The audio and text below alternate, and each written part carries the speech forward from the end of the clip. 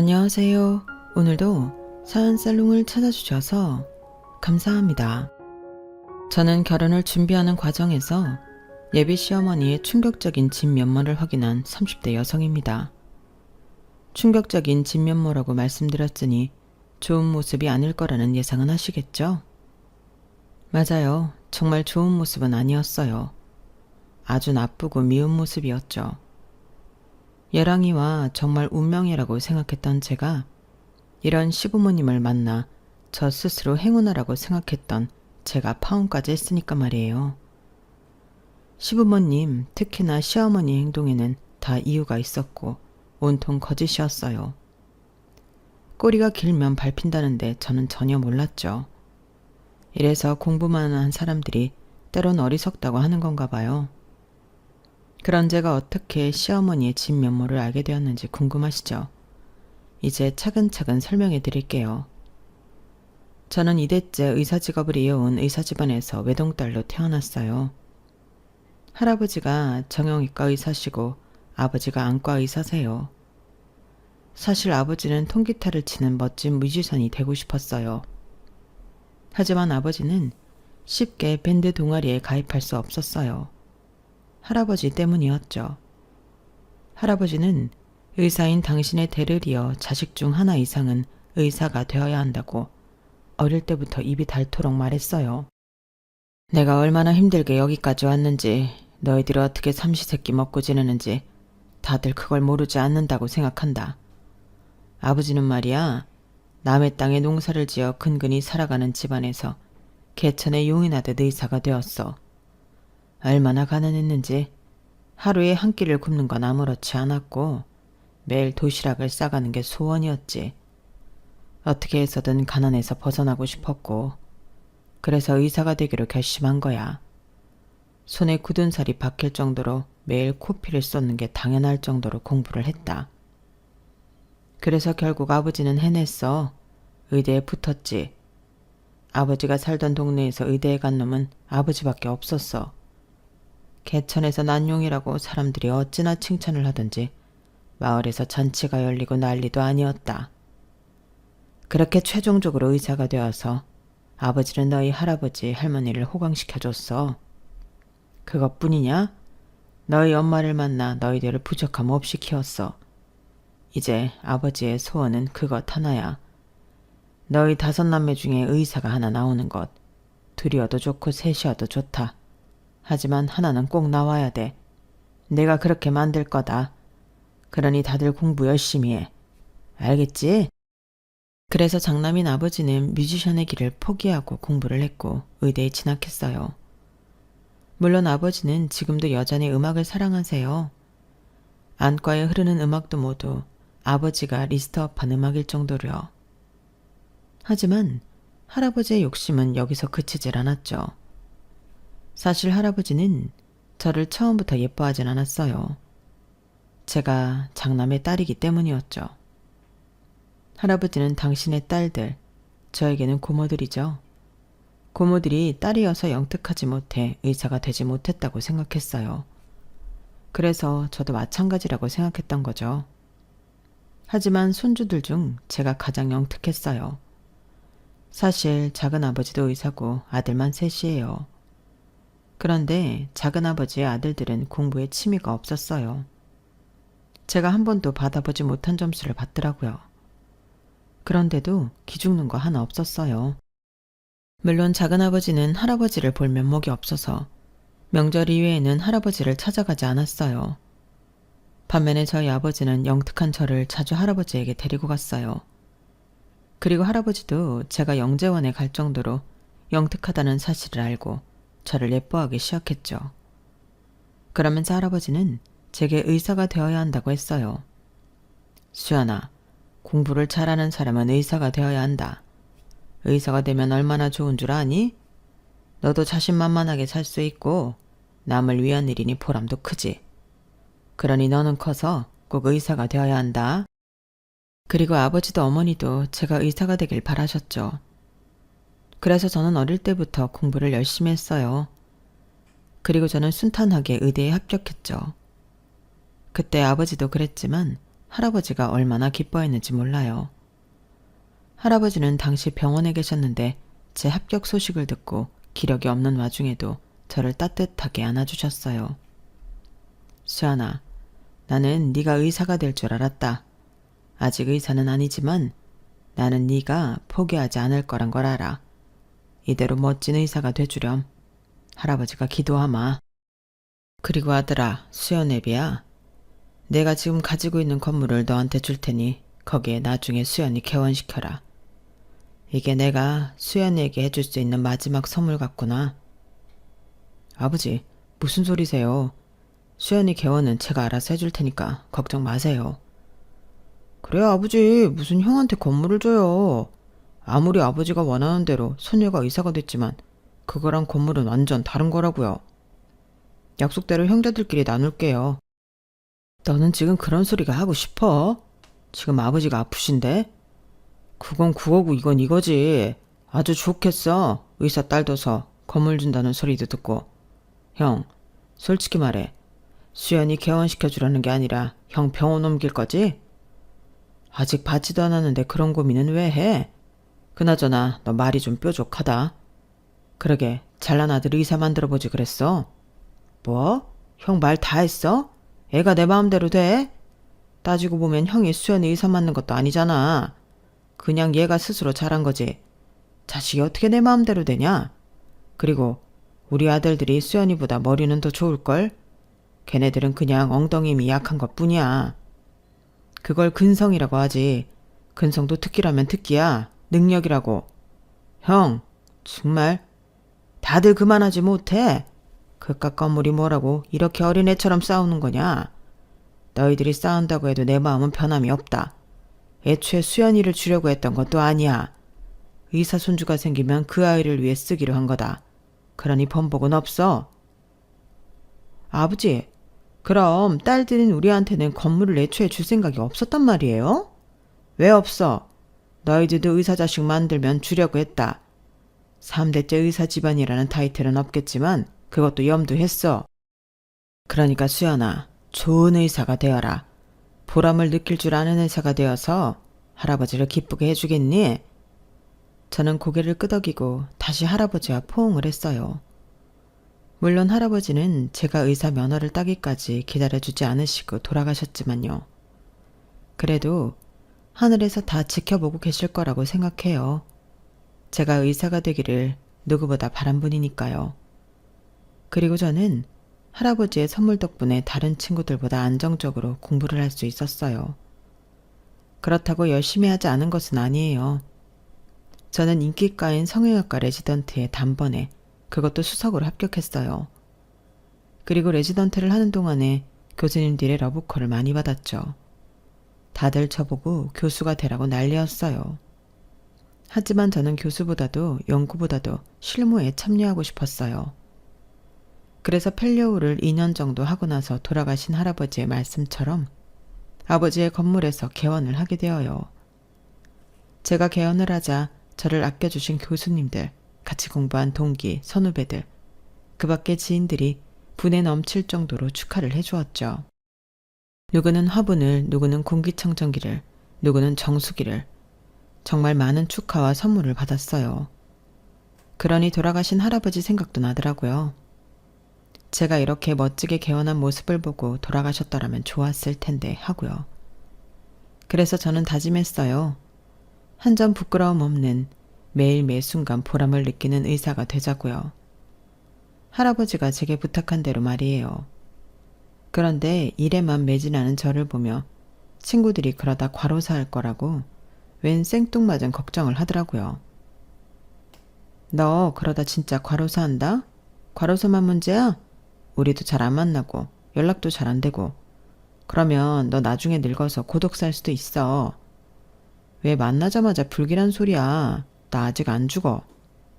너 병원 영업시간 끝나도 논문 보고 그러느라 늦게 퇴근하지.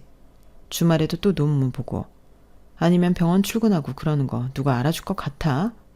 자기 몸도 챙기면서 해야지. 누가 몰라줘도 돼. 나만 알면 되지. 그리고 너희들도 알아주잖아. 우리 할아버지 이야기 전에도 해줬지? 그래서 난 우리 할아버지를 봐서라도 꼼수 안 부리고 환자를 더 깊이 생각하고 자주 보람을 느끼는 의사가 되어야 해. 우리 할아버지도 그랬거든. 우리 할아버지는 봉사도 다니고 그랬는데 난 영 시간이 안 되네. 야, 네가 지금 봉사할 시간이 어딨니? 분기별로 만나는 우리 모임도 겨우 나와놓고서. 그래도 우리니까 오래 만나고 너를 아니까 이해하는 거지. 애인도 우리처럼 이해하지 못할걸? 모태솔로한테 그런 말 해서 뭐하니? 너 정말 연애도 안 할 거야? 모태솔로는 아니다. 나 그래도 대학생 때 연애해봤어. 뭐, 그 일주일 만난 거? 그것도 연애로 쳐준다니? 우린 안 쳐준다. 우리는 너 모태솔로라고 생각해. 아, 기억난다. 네가 공부하는데 방해된다고 차버린 그 남자 말하는 거지. 맞다. 얘 자기 얼굴 보러 도서관 왔다고 우리한테 그 남자애 막 욕하고 그랬잖아. 그러더니 연락처 다 차단하고 잠수 탔었지? 형문도 모르는 남자애가 너 찾으러 의과대 가니까 소름 끼친다고. 그제서 헤어지자고 말하고. 그래서 그 남자애 바로 군대 갔잖아. 진짜 내 친구지만 최악의 여자였지. 그 후로 남자 만난 적 없잖아. 아무리 그래도 최악의 여자라니 말이 좀 심하잖아. 내가 그때 얼마나 힘들었는데. 애초에 괜히 고백을 받아줬어. 이별 통보가 그렇게 어려운 줄 몰랐지. 그 뒤로는 누구 만나기가 겁나더라고. 겁날 것도 많다. 야, 그게 사랑인 거야. 뭐 하는지 궁금하고 보고 싶고 그런 게 사랑이지. 너는 아직 덜 컸어. 사랑도 모르는 애송이라니까. 정말 남자 만날 생각 없는 거야? 그래도 네 스펙이면 소개팅 하자고 하는 사람 많을 텐데. 소개팅은 싫어. 나는 운명을 믿는다니까. 언젠가 내 짝에 나타나겠지. 만날 수밖에 없는 상대가. 참 복에 겨운 소리다. 하지만 그게 정말 복에 겨운 소리는 아니었어요. 이후에 저의 운명이 찾아왔으니까요. 제 병원 개원 때부터 오래 다닌 여사님이 계세요. 그 여사님은 제 병원을 오래 다녀주는 것도 모자라 지인들에게 제 병원을 소개해줘서 단골을 늘릴 수 있게 도와준 분이기도 하세요. 아주 감사한 분이죠. 제 병원 VVIP세요. 감사한 마음에 저는 추가 시술을 해주거나 할인을 해주기도 했어요. 그러니 여사님은 그게 고마워서 올 때마다 저를 위해 간식거리를 사오거나 가끔은 화분이나 꽃을 사오기도 했어요. 인정이 넘치는 분이죠. 그리고 올 때마다 서로 안부를 묻고 친근한 대화를 주고받기도 했어요. 그러던 어느 날이었어요. 그날따라 여사님이 아들 자랑을 많이 하더라고요.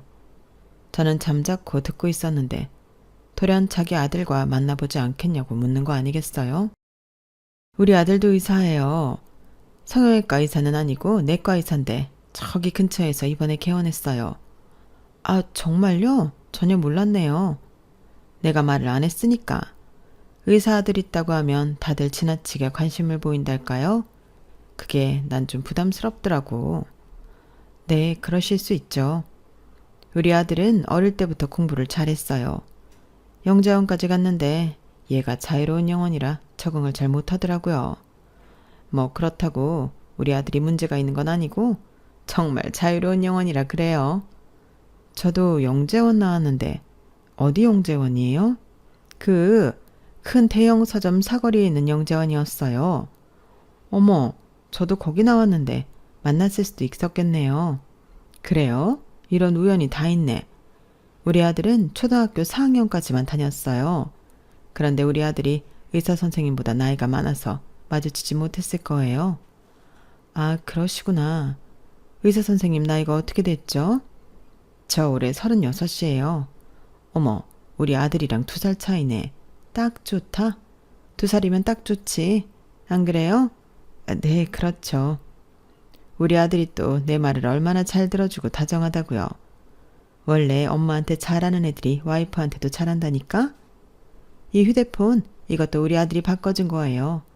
내가 통화가 잘 안 된다고 한마디 했는데 그날 바꿔주더라니까? 내가 딸도 하나 있는데 걔는 영 딴판이에요. 딸 하나 여자를 안 부럽다더니 우리 집은 완전히 반대라니까? 아드님이 정말 다정하신가 봐요. 의사 선생님도 다정한 남편이 좋죠. 게다가 우리 아들은 의사고 이제 막 개원해서 앞으로 떼돈 벌 일만 남았다니까? 이런 기회를 놓치면 안 돼요. 기회요? 선생님, 우리 아들이랑 만나볼래요? 내가 정말 선생님 같은 며느리를 넣는 게 소원이었어서 그래. 그리고 내가 의사 선생님을 오래 봤잖아. 성격도 그렇고 겉보기도 그렇고. 게다가 부부가 둘 다 의사면 얼마나 좋아. 서로 고충도 더 잘할 테고 의지도 되고. 안 그래요? 아무리 그래도 너무 갑작스러워서요. 같은 영재원 나온 것도 인연인데 부담 없이 한번 만나봐요. 물론 후회 안 할 거라고 나는 100% 장담해요. 여사님이 그렇게 자기 아들과의 소개팅을 권유했고 저는 얼떨결에 여사님 아들 휴대폰 번호를 받았어요. 그럼 나중에 그 번호로 연락해봐요. 내가 미리 아들한테 의사 선생님한테 연락 갈 거라고 말해 놓을게요.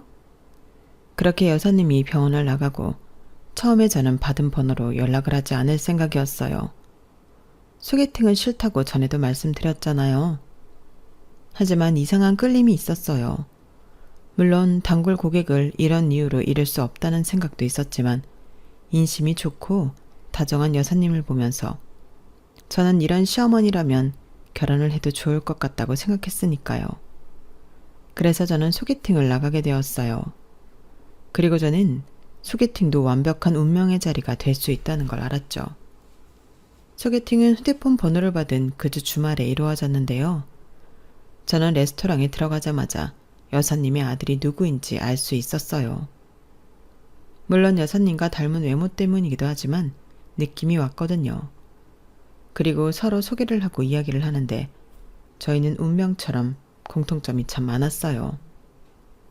문자로 말씀드렸지만 저는 김수연이고 은행 사거리에서 정형외과를 운영하고 있어요. 네, 저는 심상훈이라고 합니다. 내과를 운영하고 있어요. 개원한 지는 얼마 안 됐습니다. 1년 반 조금 넘었나? 저도 얼마 안 됐어요. 의대는 어디 나오셨어요? A대학교 나왔습니다. 수연 씨는 저도 A대학 나왔는데 우연이네요. 그러게요. 제가 학교를 조용히 다녀서 아마 모르시는 게 당연해요. 저도 마찬가지인데요, 뭘. 공부만 했거든요. 그럼 인턴은 어디서 하셨어요? 저는 A대학병원에서 인턴했어요. 와, 정말 신기하다. 저도 거기서 인턴했어요.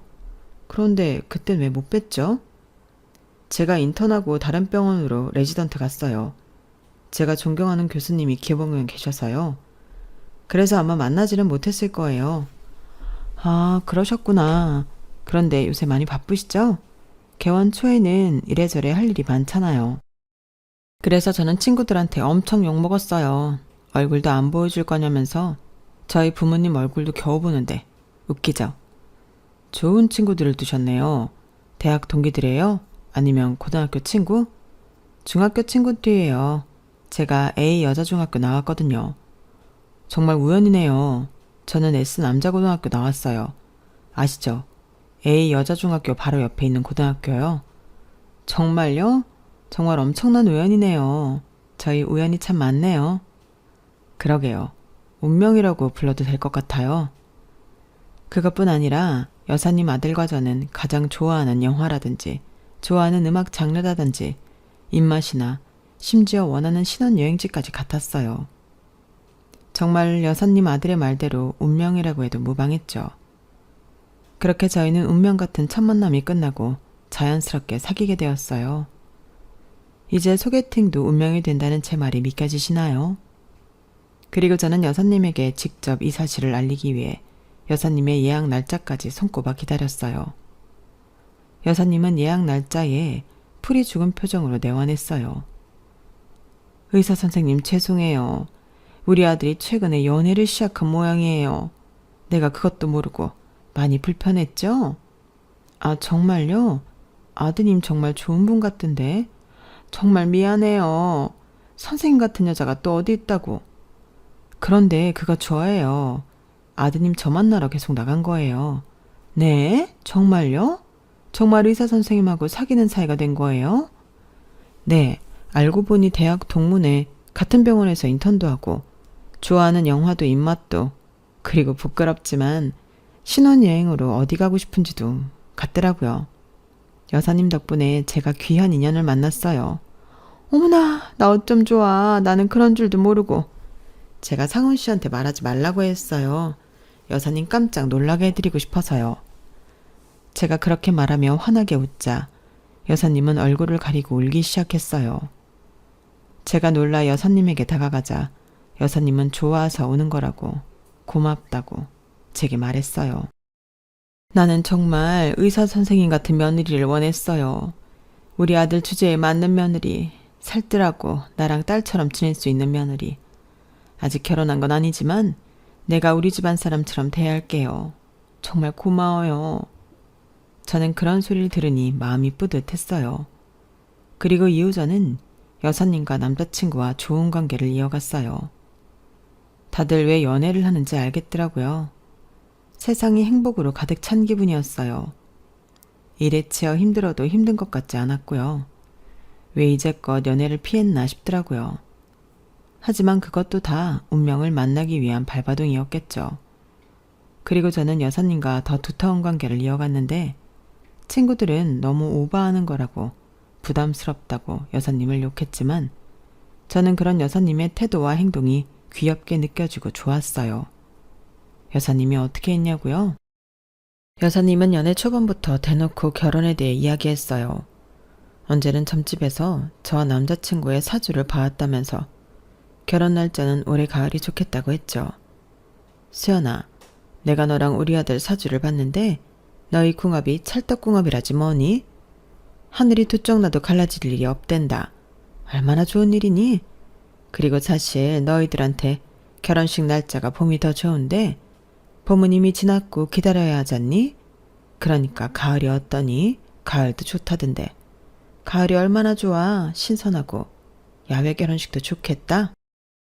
결혼식이요? 만난 지 100일도 안 됐는데.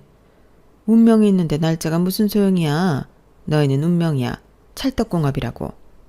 어차피 헤어지지 않을 거 결혼식을 미뤄서 뭐하니? 어머, 그럼 지금부터 나도 관리해야겠다. 어머님 말씀은 잘 알겠어요. 하지만 너무 일러요. 저희가 결혼이 그렇게 급한 것도 아닌데 저희가 천천히 알아서 정할게요. 천천히 하다가는 안 하는 것만도 못해. 둘이 마음이 맞을 때 버려야지. 아직 점심 안 먹었지? 오늘은 제육볶음이다. 어머님은 매일 점심마다 제 도시락 싸서 오시면 안 귀찮으세요? 우리 며느리 점심 챙겨주는데 귀찮은 게 뭐 있어. 나는 행복해. 네 점심 만들어서 같이 먹는다는 게 얼마나 행복한데? 아, 정말 맛있을 것 같아요, 어머님. 최고. 여사님은 저와 남자친구의 결혼을 무조건적으로 찬성했고 지지도 했어요. 그리고 매일 점심마다 저를 위해 도시락을 싸우셨고 늘 함께 먹고 갔죠. 저는 그게 너무 감동이었어요. 그리고 더 큰 감동이 있었어요. 그해 제 생일날이었어요. 저희 집은 사실 챙이를 챙기진 않아요. 저희 아버지는 의사, 저희 어머니는 고등학교 수학교사로 모두 이과생이세요. 그래서 실용적이고 생산적인 걸 좋아하고 지나친 의미부여를 싫어했죠. 그래서 생일을 챙긴 적이 없어요. 돌 때 이후로 없었죠. 그런 제가 처음으로 생일날 미역국을 먹었어요. 제 생일을 어떻게 알았는지 그날 도시락으로 여사님이 미역국을 싸우셨더라고요. 아주 따뜻하게 보온병에 넣어서요. 게다가 반찬은 소고기 장조림에 잘 익은 김치, 잡채, 계란말이. 정말 따뜻하고 감동적인 한상이었어요. 그리고 여사님의 지휘 아래 같이 일하시는 간호사분들이 제 케이크를 들고 진료실로 들어왔어요. 축하 노래를 듣고 초에 불을 끄는데 눈물이 나더라고요. 물론 친구들도 저에게 생일 축하를 해준 적이 있지만 그것도 여사님이 해준 것은 달랐어요. 저를 가족이라고 생각하는 분이니까요. 제가 울자 여사님과 동시에 간호사들도 당황했지만 모두 저를 안아주며 토닥여주더군요. 저는 너무 감동했어요. 그리고 결혼을 결심했어요. 결혼을 하겠다고 말하니 예비 시부모님은 저를 저녁 식사에 초대했어요. 그리고 제 가족에 대해 물었죠. 그럼 우리 수연이 부모님은 뭐 하시니? 저희 아버지는 의사세요. 그리고 어머니는 고등학교 수학교사로 계셨고요. 퇴직하시고 집에 계셨다가 최근에 같이 근무하던 수학 선생님이란 수학학원 차리셨어요. 아버지가 의사라고? 네, 저희 아버지도 의사고 돌아가신 저희 할아버지도 의사셨어요. 저희 할아버지 소원이 자식이 의사가 되는 거였고, 그리고 다음엔 손주 중 하나가 의사가 되는 거였는데 제가 할아버지 소원을 이뤄드렸죠. 어머, 기특해라. 그럼 3대째 의사 집안인 거네. 게다가 우리 아들까지 하면 그냥 의사 집안이네. 너희 부모님이 참 좋아하겠다. 그러실 것 같아요. 저희 아버지한테도 상훈 씨가 자랑일 거예요. 그래, 그렇겠지. 우리 아들이 자랑이겠지. 아직 모르시니? 물어보지 않으셔서 말씀드리진 않았어요. 얘는 그런 건 자랑을 해야지. 아빠는 좋겠네, 의사 사이 생겨서. 이렇게 말이야. 그래, 우리가 얼마나 힘들게 상훈이를 키웠다고. 너희 시아버지가 공장장이었지만 그래도 아들 하나 의대 보내는데 돈이 좀 드니? 너희 부모님도 우리 고충을 알 거다. 안 먹고 안 입고 아껴서 보낸 거 아니겠니? 그런데 수연이는 고정 수입이 어느 정도 되니? 그래도 월세 내고 이러면 많이 남지는 않지? 저는 월세 안 내요. 아버지 건물에서 개원한 거라 월세는 따로 안 내요. 관리비 정도만 내서 괜찮아요. 뭐? 아버지 건물이라고 그게?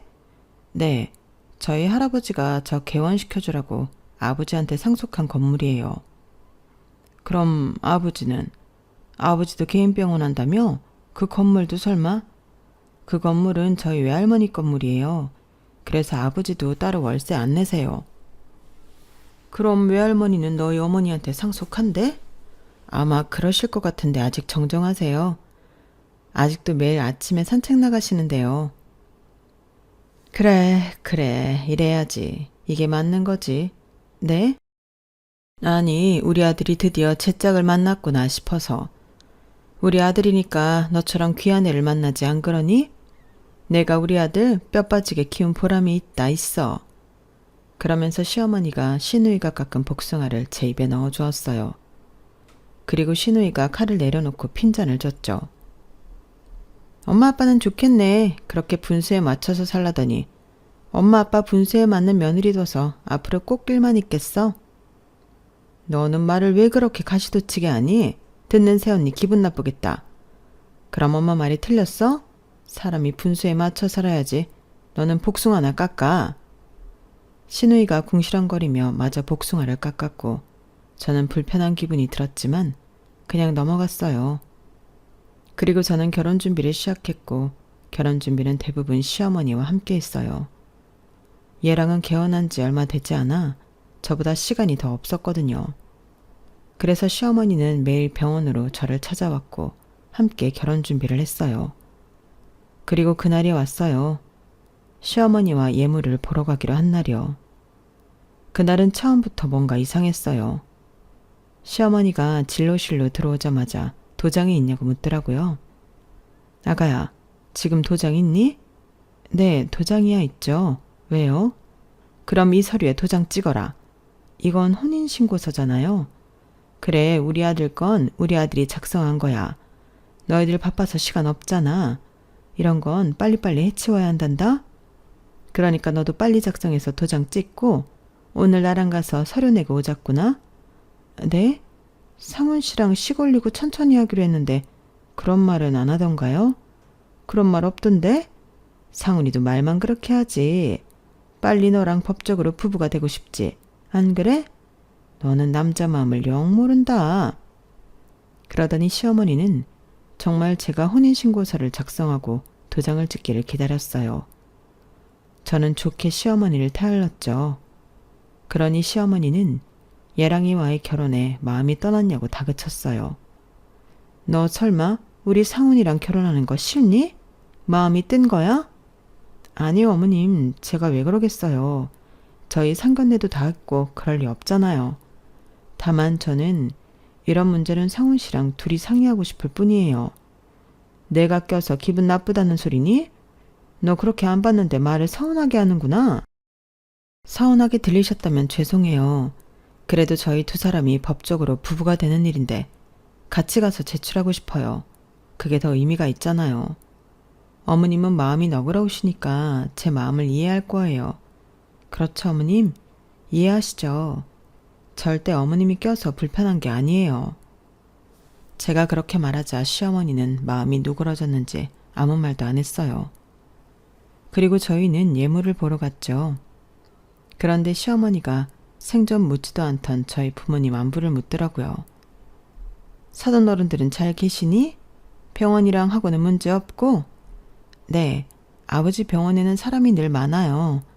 왜 어머님도 그전부터 저희 아버지 안과 아셨다고 했잖아요. 다니기도 하셨고요. 저희 아버지 연세는 있으시지만 아직 열정이 넘치셔서 계속 하실 것 같아요. 어머니도 마찬가지고요.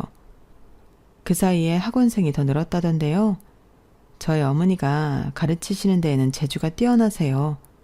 어릴 때 수학은 어머니한테 배웠다니까요. 그렇구나. 앞으로 더 벌 수 있어서 부럽구나. 우리는 이제 너도 알다시피 너희 시아버지가 일을 그만두셨잖니. 아무래도 공장장까지 하셨는데 현장직으로 적응하기 힘들죠. 저는 아버님 마음이 충분히 이해가 되어요. 그래도 6개월 동안은 열심히 하셨잖아요. 다른 인연이 있을 거예요. 그걸 언제까지 기다리니? 그리고 너희 시아버지 이제 다 늙었어. 늙어서 몸 쓰는 일은 영 아니야. 그렇다고 머리 쓰는 일은 써주질 않을 거고. 그래서 내가 걱정이 이만저만이 아니야. 그러시겠어요. 그래도 노후 준비하셔야 하는데. 그래서 그런데 너희가 우리한테 용돈을 줄 수 없겠니? 네? 많이는 바라지 않으마. 한 달에 200만 원? 300만 원 안에서 너희가 용돈만 주면 그래도 우리가 숨통이 트일 텐데. 아니 빈말이 아니라 사돈 어른들은 아쉬울 게 없잖아. 그러니 나눠줄 거 한꺼번에 준다고 생각하고. 그건 제가 나중에 상훈 씨랑 상의해 볼게요. 그래. 그리고 네 병원 있는 건물은 언제 네 명의가 되는 거니? 사돈 어른 돌아가시면? 참, 기약이 없구나. 내가 혜택을 받을 수 있을런지 모르겠네. 네? 아직 그런 이야기는 오고 가지 않았는데 아버지가 저한테 꼭 물려준다는 말도 안 했어요. 저는 이 정도면 충분해요. 솔직히 지금처럼 월세 안 내는 것만 해도 얼마나 큰 도움이고 복이에요. 이거면 충분하죠. 너는 의사까지 된 애가 그렇게 욕심이 없어서 어쩌니? 욕심도 재산이다. 그래도 나중에 그 건물이 네 명의가 되면 우리 소원이 미용실이나 하나 해주거라. 우리 소원이가 안 그래도 자기 오빠랑 비거당한다고 마음고생이 많은데 내가 그거라도 해줘야지. 아가씨 미용실이요? 아가씨가 가게 차리고 싶다고 했어요? 자기 가게 안 차리고 싶은 미용사가 어디 있니? 다들 돈이 없어서 못하는 거지. 그러니까 건물 네 명이 되면 꼭 해줘라. 그래도 내가 의사 사위 만들어줬는데 그 정도는 받을 수 있지 않겠어? 정말 그날따라 시어머니는 의도를 알 수 없는 말을 계속했고 저는 갸우뚱거리며 백화점까지 운전을 했어요. 백화점에 도착하자 시어머니는 익숙하게 입구로 들어갔어요. 저는 백화점과는 친하지 않아서 어색하게 시어머니를 따라갔죠. 그리고 시어머니가 거침없이 걸어가더니 한 주얼리 매장으로 들어갔어요. 평소에는 어디를 둘러보자고 소녀처럼 떠들던 시어머니였는데 그날은 거침이 없었죠. 직원이 시어머니를 보더니 놀란 표정을 지었어요. 그리고 시어머니는 직원에게 익숙하게 반말을 했죠. 오랜만이네? 요새 잘 나가는 게 뭐야? 저는 시어머니가 VVIP라도 되는 줄 알았어요. 직원은 어색하게 반지 쇼케이스로 가더니 이것저것을 보여줬죠. 참, 언제 와도 여긴 특별한 게 없다니까? 다른 것도 좀 보여줘. 시어머니는 제가 아는 모습과 전혀 달랐어요. 저는 가시방석에 앉은 듯이 마음이 불편했어요. 시어머니는 직원이 새로 가져온 반지들도 마음에 들지 않는 듯 콧방귀를 끼며 손사래를 쳤어요.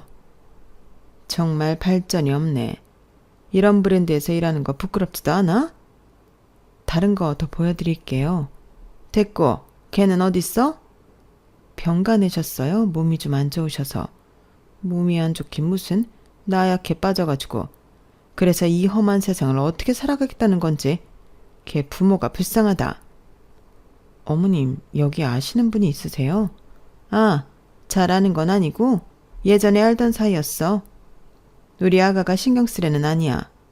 아, 여기는 내 며느리 될 사람이야. 의사고. 개원했어. 꼭 전해. 어차피 나온 거 일일이 보고할 거잖아. 시어머니 말에 직원이 얼굴을 피했어요. 다 됐고 이제 다른 거 더 보여줘. 난 여기서 꼭 우리 며느리 반지 맞출 거니까. 디씨 해줄 거지? 그러면서 시어머니는 매장 군데군데 있는 쇼케이스를 들여다봤어요. 그리고 직원이 제게 다가왔죠. 저에게 의문의 종이를 건네더라고요. 그리고 의미심장한 말을 했어요. 제가 준 번호로 꼭 연락해 보세요. 저는 그날따라 분위기가 심상치 않던 시어머니의 눈치를 보며 백화점 밖으로 나갔어요. 그리고 그 번호로 전화를 걸었죠. 상대는 전화를 금방 받았어요. 그리고 간단하게 자신을 소개했죠. 안녕하세요. 저는 상훈 씨 전 애인 한지연이라고 합니다. 네? 상훈 씨 전 애인이요? 왜 저한테 전화를 하라고 하셨어요? 걱정 마세요. 미련이 있다거나 다시 재회를 하고 싶어서 그런 건 아니니까요. 저는 상훈 씨한테도 정이 떨어졌거든요. 그럼 저한테 전화를 하라고 한 이유가 뭔가요? 상훈 씨 어머니의 진짜 얼굴을 알려드리려고요. 진짜 얼굴이요? 상훈 씨 어머니는 악마예요. 저를 망가뜨렸고 제 일상을 엉망으로 만들었죠. 음해할 생각은 하지 마세요. 좋은 분이세요. 지금 그쪽 의사니까 좋은 분 행세를 하는 것뿐이에요. 지금부터 잘 들어보세요. 저기요. 저는 상훈 씨랑 6년을 교제했고 2년쯤 만났을 때 상훈 씨 부모님을 처음 만났어요. 그때부터 상훈 씨 어머니는 절 좋아하지 않았죠. 제가 백화점에서 물건이나 파는 여자라는 게 싫었던 모양이에요. 게다가 집안도 넉넉치 않아 절 미워했어요. 하지만 저희는 꿋꿋이 사랑했어요. 저희는 서로 힘든 시기를 같이 극복해가며 두터운 사랑을 했어요. 그리고 당연히 결혼까지 할 생각이었고 상훈 씨도 개원을 하면 결혼을 하자고 했죠. 물론 그동안에도 상훈 씨 부모님이 저를 탐탁치 않게 생각했지만 한때라고 생각했어요. 자식 이기는 부모 없다잖아요.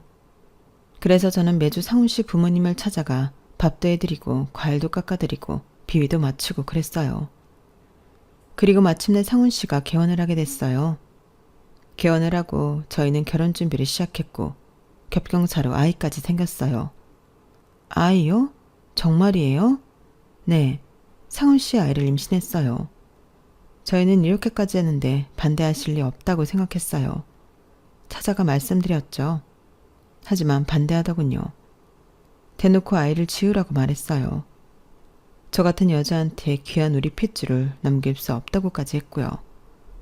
그럼에도 저희는 결혼을 할 생각이었어요. 예식장도 다 알아봤고 웨딩드레스도 맞췄죠.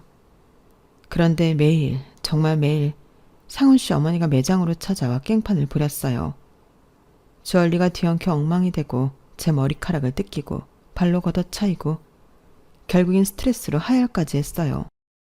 설마 아이가 잘못되었나요? 아니요. 아이는 무사했어요. 하지만 수도 없이 저를 욕하고 비난하고 결국 저희 부모님한테까지 가서 깽판을 치는 걸 보니 무얼 위해 여기까지 왔나 싶더라고요. 그래서 상훈 씨 어머니가 원하는 대로 반강제로 잘못된 선택을 했죠. 상훈 씨 어머니가 지켜보는 앞에서 진행되었어요. 믿겨지시나요? 전 결코 그 선택을 원하지 않았어요. 상훈 씨도 동의했어요. 나쁜 자식이 사인을 했더군요. 그래놓고 연락도 받지 않았어요. 그렇게 헤어졌어요. 이게 정말 사실인가요? 더한 사실은 그로 인해 제가 평생 불임이 되었다는 거예요. 이게 사람 인생을 망친 거지 뭔가요? 그 사람들은 살인자예요. 아닌가요? 거린이 절대 그 집안 사람과 가족이 되지 마세요. 아마 그쪽에게 접근한 것도 의도적일 거예요. 의도적이라고요? 지금 그 매장에 간 것도 저를 엿먹이라고 하는 거라고요. 아니, 의도적인 접근이라니 무슨 말이에요? 상훈 씨가 저랑 만날 때부터 의사며느리 노래를 불렀어요. 그리고 자기가 자주 가는 성형외과 의사가 애인이 없는 것 같다고 다리를 놔줄 생각이라고 그랬다고요. 여자들은 운명을 좋아하니까 운명처럼 판을 짤 거라고 그랬어요. 운명처럼요? 그게 무슨 말이죠? 상훈 씨 그 대학을 졸업한 건 맞아요. 하지만 인턴은 다른 대학병원에서 했어요. 그리고 상훈 씨 남고가 아니라 공학 나왔고요. 아마 입맛도 좋아하는 영화도 진짜와 다를 거예요. 다 맞춘 거니까요. 믿을 수가 없어요. 그럼 지금 내가 그리로 가죠. 가서 보여줄게요. 그리고 잠시 후 여자는 정말 매장으로 들어왔어요. 심하게 야윈 모습이 딱 봐도 사연 있는 여자 같았죠. 시어머니는 그 여자를 보더니 갓잔 타는 듯이 여자를 비웃었어요. 네가 웬일이니? 갑자기 고속장 날아가면 당황할 것 같아서 미리 말해드리려고요. 제가 예전부터 매너가 있었잖아요. 어머님이랑 다르게. 내가 어떻게 아직도 네 어머님이니? 그럼 아줌마라고 부를게요. 아줌마, 저 아줌마 고소할 거예요. 무슨 권리로? 무슨 이유로? 시어머니가 안일하게 나오자 여자는 서류들을 시어머니에게 건넸어요. 시어머니가 한 장 한 장 살피더니 얼굴이 새하얘졌어요. 그리고 종이를 우수수 떨어뜨렸죠. 저는 종이를 집어들고 한 장씩 읽어봤어요. 그건 중절 수술 후 불임 판정을 받았다는 의사 소견서와 정신과 상담 기록, 폭행과 협박의 증거들, 마지막으로 이에 대해 어떻게 고소를 해야 하는지 변호사의 조언이 담긴 서류였어요. 저는 이 상황을 믿을 수밖에 없었죠. 어머니, 이거 정말 사실이에요? 아니다, 아가야. 정말 아니야. 너는 내가 이런 무시무시한 일을 저지를 사람으로 보이니? 네가 늘 그랬잖아. 어머님은 소녀 같다고. 내가 어떻게 이런 일을 저지르겠니? 너 이 여우 같은 기집애 당장 아니라고 말해. 사실이 아니라고 해. 제가 증거도 없이 개길 줄 알았어요, 아줌마? 이거 잘 봐요. 이거 다 아줌마가 한 짓이잖아. 나한테 내 소중한 것을 빼앗아간 것도 모자라 내 온몸을 엉망으로 만들었잖아. 어떻게 책임질 거야? 내 인생 어떻게 책임질 거냐고. 넌 어차피 우리 아들의 짝이 될 수 없는 애야. 너 같은 게 어떻게 우리 핏줄을? 그러게, 알아서 떨어졌었어야지. 더 말할 것도 없어요, 아줌마. 내가 오늘 당장 고소할 거니까. 기다려요. 법정에서 보자고요. 누가 이기는지. 그렇게 여자가 매장을 나섰고 저와 시어머니는 어색하게 차를 타고 집으로 돌아갔어요. 그리고 저는 예랑을 만났죠. 예랑은 과거를 순순히 인정하더라고요. 그리고 저를 만난 순간부터 지금까지 모두 거짓이라는 것도 인정했어요. 이제껏 모두 거짓말이었다고? 그래, 난 단 한 번도 너를 사랑한 적 없어. 모든 게 다 계획이고 어머니의 뜻이야. 저는 너무 충격을 받아서 병원 들여올 수 없었죠. 그리고 닷새 뒤에 시어머니가 저를 찾아왔어요. 울면서 호소하더군요. 자기는 잘못이 없고 그 여자가 미친 거라고 말하더라고요. 그 애는 지금 미쳤어. 아니, 원래부터 제정신이 아니었어. 정말 고소를 했다니까? 아가야, 나 좀 도와줘라. 너 아는 변호사 없니? 있지? 너 정말 이대로 내가 감옥 가게 할 거야? 저는 듣다 화가 나서 소리를 빽 질렀어요. 제가 험한 소리를 낸 건 그때가 처음이어서 시어머니가 화들짝 놀라 딸꾹질까지 하더라고요. 저는 최대한 진정하고 계속 딸꾹질을 하는 시어머니를 쳐다봤어요. 그리고 차분하게 말했죠. 어머님, 죄를 지으셨으면 달게 받아야죠. 아는 변호사요? 많고 많아요. 그 중에 유능한 변호사, 모래사장에 모래알 만큼 많아요. 그런데 제가 왜 어머님을 도와드려야 하죠? 저는 이제 어머니의 진짜 얼굴을 확인했어요. 저는 그분을 도울 거예요. 그분에게 변호사를 소개할 거예요. 그렇게 저는 제가 아는 유능한 변호사를 예랑의 전 애인에게 소개했고 소송이 이루어졌어요. 시어머니의 모든 악행이 인정되었고 결국 시어머니는 징역 2년을 선고받았어요. 판결 후 시어머니는 계속 억울하다고 소리쳤죠. 하지만 들어주는 사람은 없었어요. 이번 일을 계기로 저는 파혼을 하는 큰 상처를 받았지만 이대로 결혼을 했더라면 더 큰 상처를 받았을 거예요. 그렇게 생각하니 마음이 한결 편해지더라고요. 그리고 저는 사람을 거르는 필터 하나를 얻게 되었으니 그리 최악은 아니라고 생각하려고요. 사자성어 중에 과유불급이라는 말이 있죠. 지나친 욕심은 없는 것만도 못하잖아요. 여러분들도 제 사연을 통해 지나친 욕심보다 자기 분수에 맞게 적당한 욕심과 행복을 기대하고 누리며 사시길 바랍니다. 오늘도 좋은 하루 되세요. 감사합니다. 여러분, 사연 댓글에 응원과 현명한 조언 부탁드려요. 좋아요와 구독은 저에게 큰 힘이 됩니다. 오늘도 좋은 일 가득하세요.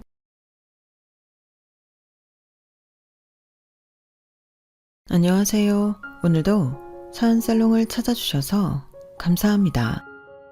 40대 초반 의료사업을 하고 있는 여자입니다. 어릴 때부터 꿈은 의료사업을 하는 것이었는데요. 이 길을 걷기 위해서 정말 쉼없이 달려왔어요. 고등학교를 졸업하자마자 종일 옷가게 아르바이트를 하면서 사업자금을 모으며 일을 배웠죠. 어려운 일도 힘든 일도 많았지만 그렇게 시작한 일이 이제 벌써 15년이 훌쩍 넘었네요. 저에게는 너무 소중한 꿈이었고 외길만 보고 달려왔기에 이 일이 누군가에는 하찮고 무시당할 일이라고는 전혀 생각을 못했어요. 결혼을 하기 전까지는 말이에요. 대입을 준비할 때 가고 싶었던 대학교, 가고 싶었던 과는 딱 한 군데였는데요. 그곳에 들어가지 못할 경우 차라리 대학을 갈 시간에 돈을 모아 빨리 사업을 시작하자는 게 저의 목표였어요. 부모님께서도 처음에는 반대하셨지만 곧 제 뜻을 존중해 주셨고요. 사업을 하려면 이것저것 많이 배워둬야 하지만 그걸 대학에서 전부 알려준다고 생각하진 않았거든요. 실제로도 일을 하는 데 있어 학력이 그렇게 저를 발목 잡는 일은 크게 없었어요. 요즘은 고졸 학력이 많지 않다 보니 어쩌다 알게 되면 의외라는 반응은 좀 있었지만요. 제 학력이 제 발목을 가장 크게 잡았던 건 결혼 전도 아니고 결혼 이후였는데요. 친한 친구의 소개로 20대 중반쯤부터 연애를 시작한 남편은 저와는 달리 집안 전체가 고학력자 집안이었어요. 시아버님부터 남편 그리고 서방님까지 소위 스카이라고 불리는 명문대를 차례대로 졸업했죠. 제가 바라고 추구하던 이상형과는 전혀 다른 쪽이긴 하지만 그건 그것대로 멋있게 보이긴 하더라고요. 우리나라 사회에서 가장 존중받고 우러러보는 대학교, 그리고 그런 직업을 가진다는 건 절대 쉬운 일이 아니잖아요. 멋있고 존경받을 일이라고 생각은 했지만 저 또한 제가 원하는 길을 향해 걷고 있기에 급 차이가 많이 난다거나 감히 오르지도 못할 나무라거나 그런 쪽으로 생각해 본 적은 없었어요. 실제로 남편도 저를 그렇게 대해줬고요. 아니, 오히려 꿈을 향해 달려가는 저를 응원하고 부러워했죠. 나는 어릴 때부터 부모님이 하라는 대로 공부하고 가라는 대로 대학에 가고 좋다는 곳에 취직을 해서 당신이 참 부러워. 나도 내가 뭘 좋아하는지 깨닫고 노력해볼 시간이 있었다면 좋았을 텐데 당신을 보고 있으면 하고 싶은 일이 있다는 건 참 멋지고 좋은 일인 것 같아. 그렇게 가정 환경부터 학력, 직업까지 너무나도 다른 저희 두 사람이었지만 서로를 이해하고 존중하며 사랑을 키워나갔어요. 3년간의 연애 끝에 남편의 청혼을 받아 결혼을 결심했고 아직 사업이 안정화되진 않았지만 이런 사람이라면 평생 반려자로 두어도 좋겠다 싶었죠. 처음 인사를 드리러 갔을 땐 제가 이런 결혼 생활을 하게 될 거라곤 상상도 못했어요. 시아버님은 일찍 돌아가셨고 시어머님과 시동생에게만 인사를 했거든요. 어머님은 절 따뜻하게 맞이해 주셨고 당시 시동생은 의대를 다니고 있었어요. 의류 사업을 한다면서 사업이 말이 쉽지 보통 일이 아닐 텐데 젊은 애가 고생이 많겠다. 마음대로 안 될 때도 많지만 워낙 어릴 때부터 하고 싶어 했던 일이라 괜찮아요. 일이 재미있어서 버틸만 한 것 같아요. 애가 아주 야무지고 강단 있어 보여서 좋으네. 이런 여자랑 결혼하면 우리 윤석이처럼 마음 어린 애는 꽉 잡고 잘 살아줄 수 있을 것 같은데? 나는 네가 참 마음에 든다. 우리 아들이랑 잘 살아주렴. 좋게 말씀해 주셔서 감사합니다, 어머님. 어머님은 다정다감한 분이었고 시동생은 무뚝뚝하고 말수가 적은 편이긴 했지만 딱히 불편하진 않았어요. 결혼하고 1년 정도는 정말 무난하게 보냈던 것 같아요. 그런데 결혼 2년 차쯤 도련님이 선을 보고는 결혼할 여자를 소개시켜주겠다고 해 온 식구가 모이는 자리였죠. 저보다 6살 많은 연상이고 상과 의사예요. 안녕하세요. 처음 뵙겠습니다. 시동생과 나이 차가 꽤 있는 탓에 저보다도 연상이더군요. 뭔가 막연히 동서가 들어온다면 저보다 어릴 거라 생각했어서 처음엔 조금 당황했어요. 그래도 요즘 같은 세상에 나이 따위가 뭐가 대수냐 싶긴 하더군요. 형님, 동서 같은 호칭은 격식으로만 갖추고 편하게 지냈으면 하는 게 저의 마음이었죠. 처음에는 동서도 제게 꽤 호의적이었던 것 같아요. 제 학력을 밝히기 전까지만 해도 말이죠. 형님은 무슨 일 하세요? 전 의류 사업을 하고 있어요. 마침 제가 이번에 새로 인부복 라인을 만들려고 준비 중이거든요. 산부인과 의사시니 몇 가지 여쭤볼 수도 있겠어요. 어머, 그럼요. 궁금한 게 있으시면 얼마든지요. 어려 보이셨는데 사업하시는구나. 집안에서 많이 밀어주셨나 봐요. 아, 그런 케이스는 전혀 아니고요. 어릴 때부터 의류 사업을 하는 게 꿈이라서 고등학교 졸업하자마자 아르바이트 하면서 자금도 모으고 현장 경험도 많이 쌓았어요. 그래서 남들보다 좀 어린 나이에 여기까지 올 수 있었던 것 같아요. 어머, 학업 병행하면서 아르바이트까지 해가며 사업 자금 모으는 게 쉬운 일이 아니었을 텐데 너무 대단하신데요. 아, 대학은 안 다녔어요. 가고 싶었던 학교가 있기는 했는데 합격을 못했거든요. 재수까지 지원해줄 형편은 아니었어서 한 번에 합격 못할 바엔 부모님 고생 조금이라도 덜 시키는 게 나을 것 같아서 바로 일을 시작했어요. 네? 정말요? 그럼 고졸이에요? 말로만 듣던? 누나, 무슨 말을 그렇게 해? 왜? 신기해서 그런데. 순간 분위기가 얼음물을 끼얹은 듯 싸늘해졌어요. 초면부터 다소 무례한 발언에 도련님이 당황해서 막으려고 했지만 눈 하나 깜짝 안 하더라고요. 보다 못한 제가 나섰어요. 아, 하긴 동서 주위에는 대부분 고학력자일 테니 처음 볼 수 있겠네요. 죄송해요, 형수님. 괜찮아요. 저도 산부인과 의사는 처음 만나서 신기해요. 그렇게 어영부영 수습을 하고 나서도 마음은 계속 찜찜하더라고요. 남편도 영 마음에 안 들어 했고요. 나이도 나름 먹을 만큼 먹은 사람이 예의가 없네. 나도 나랑 비슷한 사람만 만나면서 사니까 동서 같은 사람 만날 일이 잘 없어. 동서도 마찬가지였겠지. 요즘은 또 대학 안 나온 사람이 많은 건 아니잖아. 사실 당신이나 어머님이 편견 없었던 거지. 난 익숙해. 그래도 할 말 안 할 말 가려가면서 해야지. 사회생활 안 하는 사람도 아니고. 들었을 때 기분 나쁠지 아닌지는 구별하는 게 정상이잖아. 그렇긴 하지. 뭐 어쩌겠어. 오늘 도련님도 당황하시고 지적도 제대로 당했으니 앞으로는 안 그러겠지. 그럼 다행이지만 난 불안하다. 사람 고쳐 쓰는 거 아니라잖아. 내 동생은 뭐 저런 사람이랑 살겠다고 데리고 와서는.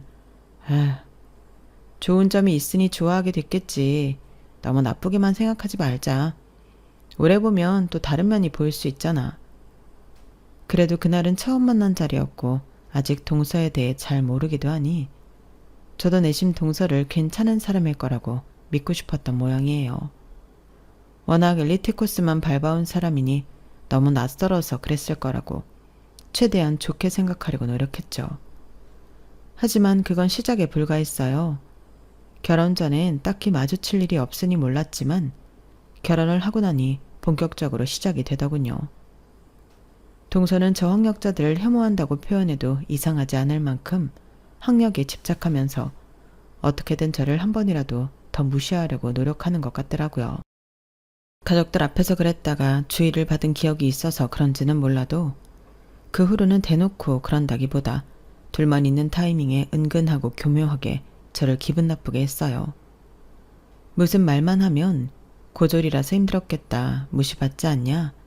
입만 열면 고졸고졸 하는데 정말 진절머리가 나더군요. 매번 고졸로만 갈구는 것도 슬슬 지겨운지 서너 번 못 들은 척 무시하니 무시하는 방법도 가지가지로 늘려오더군요. 한 번은 어머님 생신이셔서 어느 식당을 예약할까 하다가 문득 어머님이 지나치듯 했던 말씀이 떠올랐어요. 나는 평생을 이 집에서 남편이랑 아이들 밥 손수지어 먹이느라고 누가 해준 밥을 먹어본 적이 별로 없어. 마지막으로 누가 차려준 상을 먹어본 게 언제인지 기억도 잘 안 나는구나.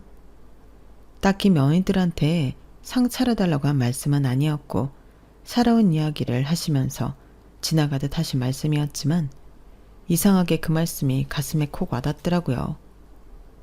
평소에는 저도 사업 때문에 일에 치이고 체력적으로도 힘들어 상을 차려드릴 기회가 없었지만 그때는 마침 바쁜 일정을 끝내놓고 조금 여유가 생겼을 시기와 겹쳤어요.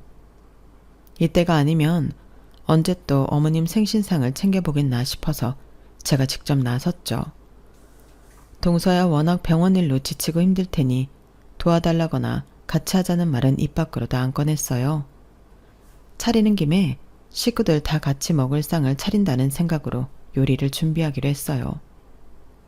메뉴를 몇 가지 정해서 한참 장을 보고 있는데 동서한테 전화가 오더라고요. 아니 형님, 생신상을 차리신다고요? 아, 네. 전에 어머님이 누군가 차려주는 상을 드셔보신 지 오래되셨다고 했던 게 생각이 나서 마침 요즘 일도 여유가 있어서 해보려고요. 아, 내가 괜찮은 한정식집 예약하려고 했는데 여기 예약하기 힘든 곳인데 인맥이 있어서 당일 예약도 받아준댔거든요. 그냥 여기로 가시죠? 이번에 안 가면 못 갈 것 같은데. 아, 정말요? 그런데 이미 장을 봐버려서 오늘 별말 없길래 근처 외식하는 줄로 알고 있었어요. 그럴 바엔 제가 한번 차려드리고 싶어서 그랬죠. 조금 아쉽긴 하지만 거긴 다음에 기회가 되면 가보면 안 될까요? 여러 명 배부르게 먹을 양으로 장을 봐서 오늘 요리 안 하면 남편이랑 둘이서 먹기엔 역부족일 것 같아서 또 다음에 차려드리려면 여유가 없을 수도 있고요. 그러지 말고 그냥 가서 먹어요. 뭐 그렇게 대단하게 요리한다고 그래요? 형님이 주부구단도 아니고 바깥일하는 사람이 요리를 하면 뭐 얼마나 잘한다고. 그냥 유명한 한정식집에서 때깔 좋은 음식 푸짐하게 먹는 게 낫지.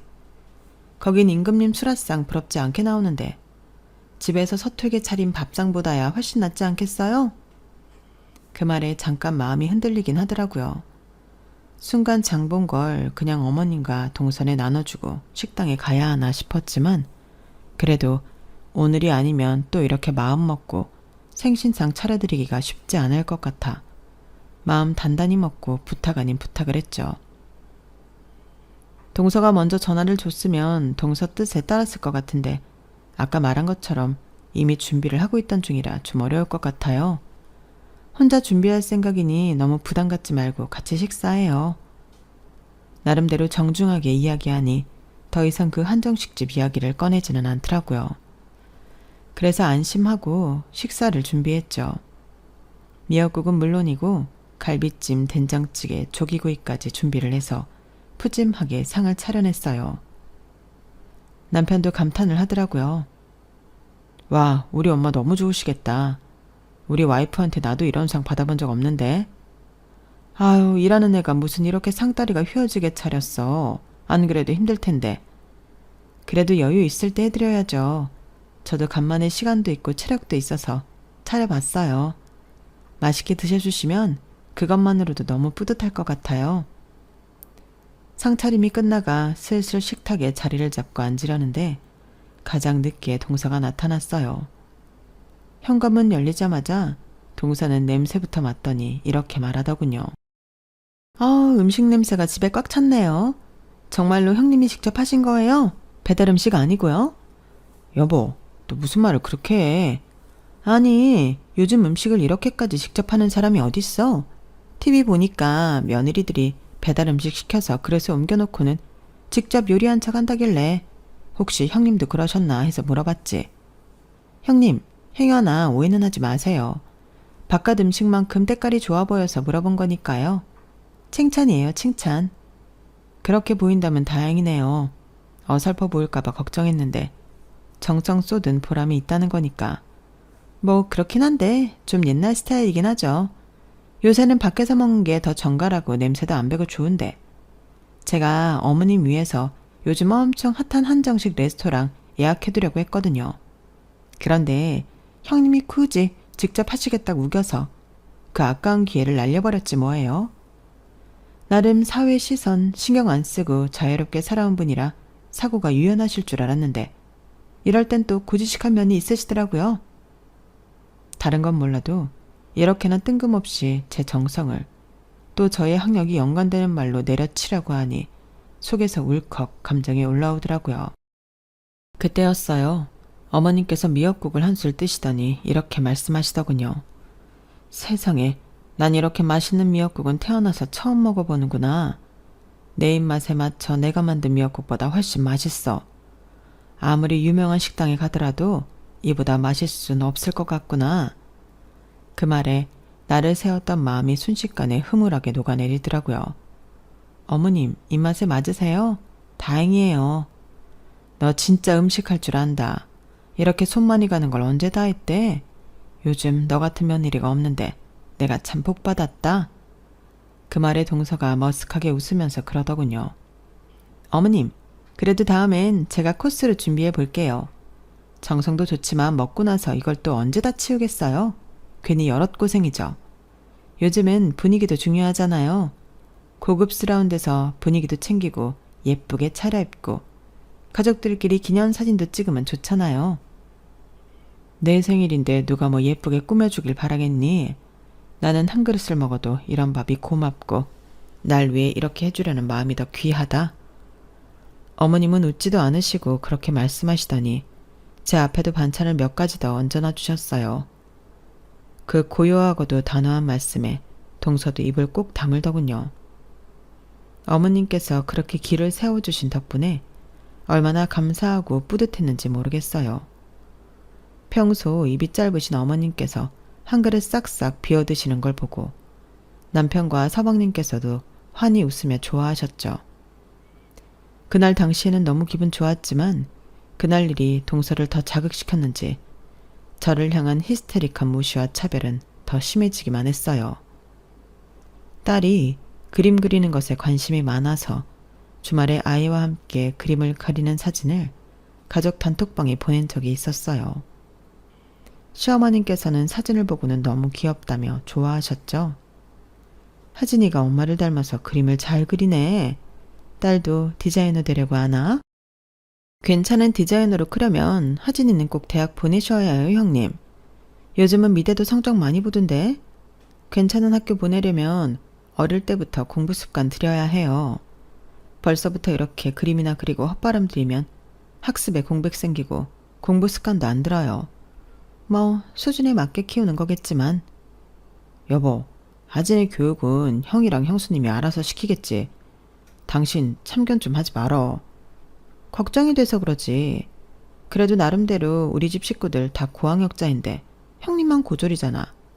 말이 좋아 사업까지 하진이까지 그렇게 불안정하게 키워서야 되겠어? 너희 부부싸움 할 거면 방에서 나가라.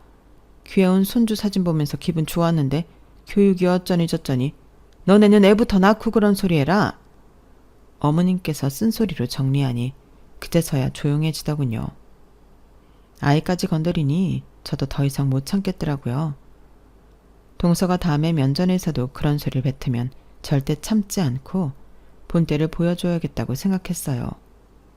그런데 그 다음 가족 모임에서 우연히 동서와 친정 식구와 잠깐 나누던 통화를 듣게 된 후 살짝 마음이 약해지더라고요. 아니 나 지금 시댁 왔어. 말했잖아. 나보다 어린 형님이 있다고. 진짜 볼 때마다 짜증나 죽겠다니까. 고졸에 무슨 의류사업 한다고 엄청 나대. 난 내금 높여서 이런 집안에 시집 오려고 어릴 때부터 얼마나 열심히 공부했는데 고졸 주제에 어떻게 제주도 좋게 이런 집안에 시집와서는 더 짜증나는 건 어머님이 도무지 차별할 생각을 안 한다니까. 본인 아들들은 그렇게 열심히 공부시켜서 좋은 대학, 좋은 직업 가지게 있으면서 어떻게 차별을 안 할 수가 있지? 진짜 약 올라 죽겠어. 나는 조건만 보고 선보고 결혼해서 남편이랑 별로 애틋하지도 않은데 시댁 모임 할 때마다 아주버님이랑 둘이 하하호호 아주 원앙새 마냥 붙어있는 거 보면 속에서 천불이 난다니까. 둘이서 무슨 대단한 사랑을 한다고. 참나. 처음엔 울컥해서 중간에 끼어들어서 동서와 싸워볼까도 생각했어요. 그런데 이야기를 듣다 보니 동서가 저한테 왜 그렇게 심술궂게 굴은지 조금은 이해가 가더군요. 시동생과 동서는 선을 보고 짧은 시간 연애를 한 후 바로 결혼한 케이스였거든요. 그 때문인지 같이 살면서 뒤늦게 안 맞는 부분들을 서로 발견했고 남편에게 둘이 사이가 썩 좋지 않은 것 같다는 이야기도 이미 들은 적이 있었거든요. 남편과 저는 연애 결혼으로 결혼해 다른 부부들보다 사이가 꽤 좋은 편이었어요. 그게 시댁 모임에서도 티가 났던 모양인지 그게 질투가 났었나 보더군요.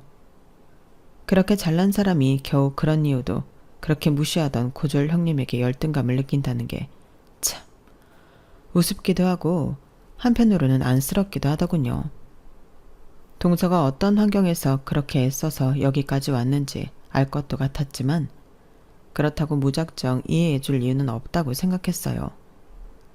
그래도 이런 속 깊은 이야기를 엿듣게 된 이상 완전히 적대적인 관계로 돌아서는 것보다는 최대한 관계를 좋은 쪽으로 진전시켜 보자는 방향으로 생각이 바뀌긴 하더군요.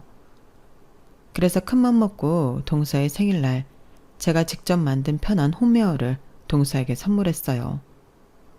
평소 동서가 자주 입는 스타일을 눈여겨봤다가 고려해서 만들었죠. 오직 동서만을 위해 만든 거라 단 하나뿐인 홈웨어였어요. 동서, 병원일 힘들 텐데 집에 있을 때라도 편안한 옷 입으라고 직접 옷을 좀 만들어봤어요.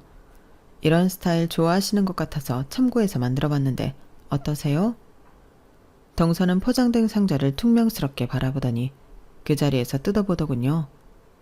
솔직히 너무 관심 없다는 태도로 받아서 집구석 어딘가에 처박아 놓을까 걱정했는데 그 자리에서 뜯어보기라도 해서 다행이라고 생각했어요. 옷을 펴서 천을 만지작대더니 의외로 칭찬을 하더군요. 뭐 시원하고 편해 보이긴 하네요. 정말요? 마음에 드세요? 근데 이건 너무 형님 나이 때 입을 만한 옷이네요. 형님 나이 때 집에서 일하는 주부들이 입기에 딱 괜찮겠는데요. 형님이 사모복으로 만든 사람이라 그런지 그냥 딱 그 정도로 옷을 만드신 것 같은데 제 직업이 또 직업이다 보니 옷은 좀 좋은 소재로 된 걸 입자는 주의라서요. 저도 옷 좋아해서 딱 만져보면 알거든요. 이런 가성비 옷은 잘 때 입기도 좀 그런데 집안일 할 때 입기엔 괜찮을 것 같은데 우리 집은 이모님이 집안일을 해주셔서요. 디자인도 제가 입기엔 좀 촌스러운 것 같고 뭐 그래도 어떻게 잘 입어볼게요. 다른 건 그렇다 쳐도 디자인 이야기는 정말 황당하더군요. 이렇게 꼬투리 잡을 걸 예상하고 일부러 동서가 자주 입는 스트라이프 셔츠랑 비슷한 색감, 비슷한 디자인으로 만든 셔츠형 원피스였거든요. 이건 동서가 자주 입는 셔츠랑 거의 비슷하게 만든 건데? 어이가 없어 일부러 말끝을 흐리니 동서도 뭔가 깨달았는지 갑자기 얼굴이 시뻘개지더군요. 아니 그 옷은 그냥 내가 대충 입을 때 입는 옷이거든요. 시댁 오면 집안일 해야 할 수도 있으니까. 그래서 집안일 할 때나 입겠다 한 거예요. 성희는 고마워요. 와다다 말을 쏟아내는 걸 보니 꽤나 당황한 것 같더라고요. 기껏 본인 생각해서 열심히 만들어줬는데 저런 소리나 하니 저도 인간이다 보니 기가 막히고 화가 나더군요. 다시 뺏어버릴까 생각도 했지만 말로 제대로 한 번 먹인 것 같아 그날은 그냥 넘어가 줬어요. 하지만 그렇게 한 번 넘어가 주니 동서는 또 끝을 모르고 선을 넘더라고요. 동서에겐 무시당했지만 사실 제가 만드는 옷들은 소비자들도 인정할 정도로 가성비와는 거리가 먼 최고의 품질로 신경 써서 만들고 있었어요. 유행 타지 않은 디자인을 오래도록 입을 수 있게 하는 것이 저의 옷 철학이기도 했고 특히나 산모복 라인은 저도 아이를 출산해본 여자로서 정말 애정을 담아 좋은 소재로 산모들이 부담 없이 손이 자주 가게끔 편안하고 배가 잘 가려지는 디자인으로 만들었죠. 그러다 보니 어느 순간부터 입소문을 타서 한 매체에 소개가 되었고 그때부터 사업이 날개를 달고 성장하기 시작했어요. 처음에는 산모복으로 유명해졌지만 마케팅 담당 직원들이 센스 있게 홍보를 시작하면서 다른 온라인들도 인기를 얻게 되어 매출이 급상승하게 되었죠. 사업이 잘 되기 시작하니 그동안 저를 응원해줬던 가족들, 주변 사람들을 더 챙기게 됐어요. 무슨 일이든 항상 무모하게 뛰어드는 저를 늘 잘 될 거라고 믿고 곁에서 묵묵하게 응원해줬던 게 너무 감사하다는 생각이 들었거든요. 그렇게 시댁에도 제 사업이 번창하고 있다는 소식이 전해지게 되었어요. 세상에 역시 일을 좋아하는 마음으로 열정을 가지고 한 우물만 파니 빛을 보는 날이 오는구나. 나도 네가 가져다주는 옷들 정말 잘 입고 있었다. 예쁜데 편하기까지 하니 잘 안 될 리가 없지. 너무 축하해. 어머님께서도 정말 자식 일인 것처럼 기뻐해 주셔서 몸둘 바를 모르겠더군요. 엄마, 내가 말했잖아요. 우리 와이프 진짜 대단하다고. 나는 이 사람 이렇게 잘 될 줄 알았다니까. 내가 다른 건 몰라도 사람 보는 눈 하나는 기가 막히지. 그래, 너 잘났다. 너 와이프한테 잘해. 이렇게 대단한 와이프 눈 밖에 나서 집에서 쫓겨나지 않도록. 아이 참, 엄마는? 남편 역시 제가 이 사업에 얼마나 진심이었는지 제일 가까이에서 오랫동안 지켜봐온 사람이었기에 사업이 잘 되니 자기 일보다 더 기뻐하며 여기저기 자랑을 하고 다녔어요. 시댁에서도 그렇게 팔불출처럼 자랑을 하니 부끄러우면서도 기분이 좋았는데 그렇게 화기애애한 분위기가 영 마음에 안 들었는지 가만히 듣고만 있던 동서가 결국 찬물을 끼얹더군요. 근데 뭐 지금 당장 잘 되는 건 너무 축하할 일이긴 하지만 좀 긴장하셔야 할 때인 거 아닌가? 사업이라는 게 원래 잘 될 때도 있고 안 될 때도 있고 이렇게 상승세면 바로 다음에 하락세가 기다리고 있을지도 모르는 일인데 사업이 안정적인 직업도 아닌데 너무 이렇게 마음 놓고 다 끝난 것처럼 마냥 기뻐할 일은 아닌 것 같아요. 앞으로가 중요한 거 아닌가? 여보, 당신은 무슨 이 상황에 그런 얘기를 해. 형수님, 신경 쓰지 마세요. 너무 축하드립니다. 이 사람도 축하하는데 좀 혼자 진지한 면이 있어서 그런 거예요. 왜? 내가 못할 말한 것도 아니고. 다들 너무 들떠 계시니까 그러면 안 될 것 같아서 말씀드리는 거예요. 요즘 SNS에 반짝 입소문 타서 잘 됐다가 소리 소문 없이 사라지는 의류 매장이 얼마나 많은데 다 한때 흐름 잘 타서 감성팔이로 운영하다가 잘 되면 벼락부자 되는 줄 알고 날강도처럼 운영하다가 망해버린다고요. 그러니까 괜히 가격 올리지 말고 지금처럼 딱 가성비, 감성팔이용 컨셉 잘 유지해서 초심 잃지 말고 장사하세요. 장사꾼들이 꼭 잘 되면 가격 올려고 팔릴 줄 알고 고급하니 뭐니 하려다 망하더라고. 동서, 걱정 마세요. 내 장사는 내가 알아서 잘할 테니까. 그리고 동서가 뭔가 우리 의류 컨셉을 잘 모르나 본데 그렇게 가성비 감성팔이용 컨셉도 아니거든요. 충고를 하려면 뭘 알고 했으면 좋겠네요. 그래야 내가 귀담아 듣는 척 참고라도 하지. 가족들이 전부 보는 앞에서 그렇게 제대로 먹인 건 처음이라 그런지 동서 얼굴이 아주 볼만하더라고요. 얼굴부터 귀까지 시뻘개져서는 씩씩대며 밖으로 나갔고 그 뒤를 서방님이 한숨을 푹푹 쉬며 따라 나갔어요. 참, 사연을 알고 봐서 그런지 몰라도 두 사람 사이가 심각하게 안 좋아 보이긴 하더라고요. 그렇게 열등감에 절여져 제 성공을 비아냥거리는 모습을 보니 한때 안쓰럽게 생각했던 마음조차 싹 사라졌어요. 저런 성격이니 서방님과도 저렇게밖에 못 살지 제가 동정해야 할 이유조차 못 느끼겠더군요. 그날 일 이후로 저와 동서 사이에는 더 찬 찬바람만 쌩쌩 불었어요. 그나마 제가 노력해서 대면대면한 관계였는데 제 쪽에서 동서를 무시하기 시작하니 집안 분위기가 말도 못하게 싸늘해지더라고요. 동서 역시 그걸 느꼈는지 저에게 틱틱대는 강도가 날로 더 심해져만 갔죠. 반응을 안 하고 투명인간 취급을 하니 어떻게든 제 심기를 건드려 보려고 안달이 난 사람처럼 굴었어요. 하다 트집 잡을 게 없으니 병원에 오는 환자들, 간호사들 학력까지 들먹어가며 제 심기를 긁으려고 노력하더군요. 그럴수록 지쳐가는 서방님과 한심하다는 듯 질려하는 어머님의 표정은 동서만 똑바로 보지 못하더군요. 그러다 결국은 사건이 터졌어요. 이런 삭막한 분위기를 개선해보려고 하셨는지 어머님께서 동서의 생일날 동서와 저를 초대해서 집밥을 해주시겠다고 하셨어요. 남편들 없이 여자들끼리 시간을 좀 보내면 어떨까 해서 너희도 직장 생활하랴 집안일 하랴 누가 지어주는 밥 못 먹어본 지 꽤 됐지?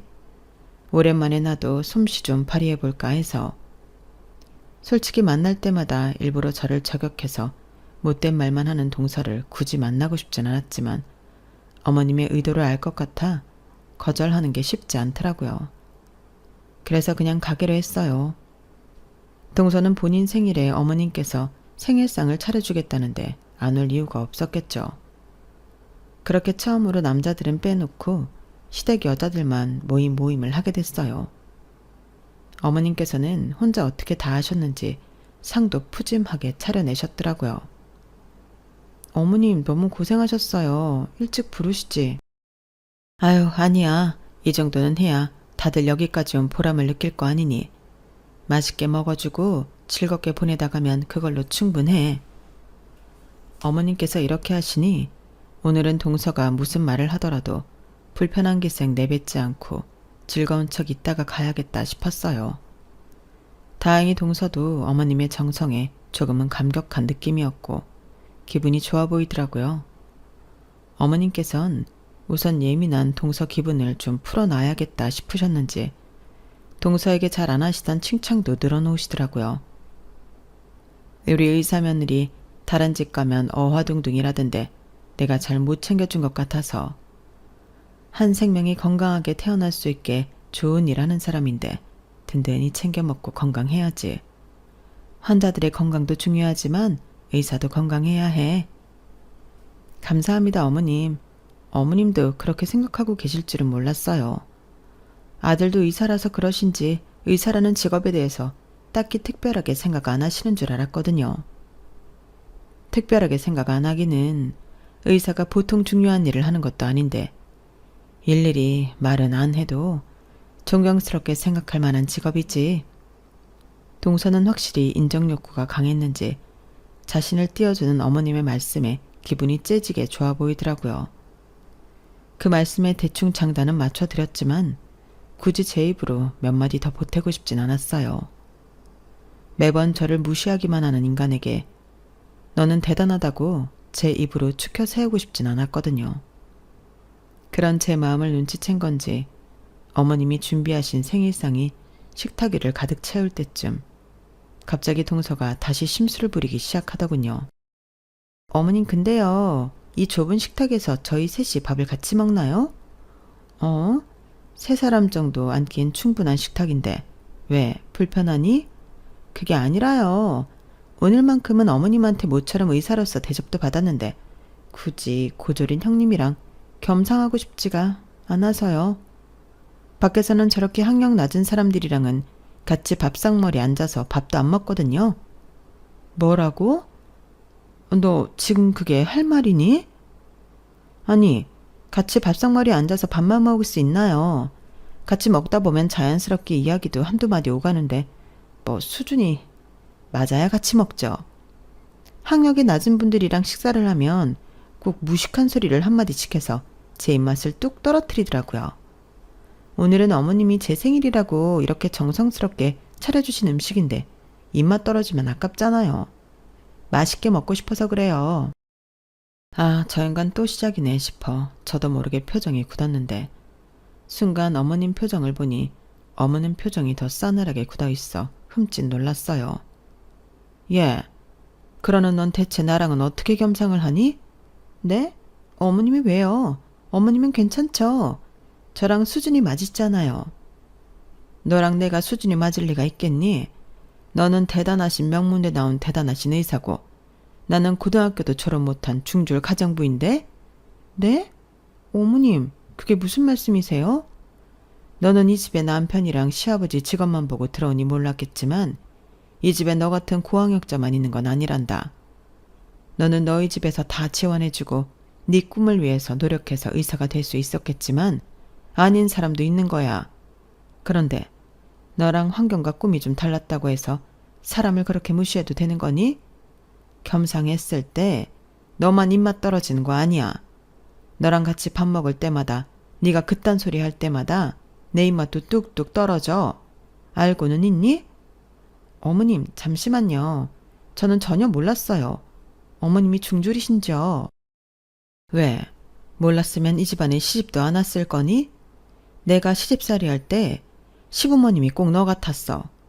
사람들이 제 위치에서 제각각 열심히 살아내고 노력하고 있는데 그런 노력과 진심 같은 건 하나도 몰라주고 오직 학력 얘기만 꺼내면서 못 배워서 그렇다, 수준 떨어진다, 같은 소리만 하면서 사람 마음 짓밟는 거. 하도 그런 짓을 밥 먹듯이 해대니 몰랐겠지만 그거 엄청 악질이야.